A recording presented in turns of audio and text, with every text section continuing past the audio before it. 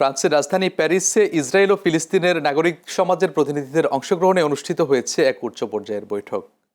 আলোচনায় দ্বিরাষ্ট্রভিত্তিক সমাধানকে এগিয়ে নিতে আন্তর্জাতিক সম্প্রদায়ের প্রতি জোরালো আহ্বান জানানো হয়েছে।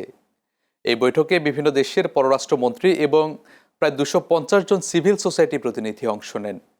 বৈঠকে ফ্রান্সের পররাষ্ট্রমন্ত্রী জান নোয়েল বারো বলেন, যুদ্ধ নয়, শান্তি বর্তমান সংকটের একমাত্র টেকসই পথ। তিনি বলেন, নাগরিক সমাজের এই উদ্যোগ ভবিষ্যতের শান্তি প্রক্রিয়ার জন্য নতুন আশা তৈরি করছে। বৈঠক শেষে 8 দফা কল ফর অ্যাকশন প্রস্তাব গৃহীত হয়, যেখানে তাৎক্ষণিক যুদ্ধবিরতি, বসতি সম্প্রসারণ বন্ধ, গাজা পুনর্গঠন এবং আন্তর্জাতিক সহায়তা জোরদারের আহ্বান জানানো হয়। এই প্রস্তাব আগামী সপ্তাহে G7 সম্মেলনে বিশ্ব নেতাদের সামনে উত্থাপন করা হবে। বিশ্লেষকদের মতে, চলমান সংঘাতের মধ্যেও দ্বিরাষ্ট্র সমাধানে কূটনৈতিক আলোচনা আবারও আন্তর্জাতিক অঙ্গনে গুরুত্ব পাচ্ছে।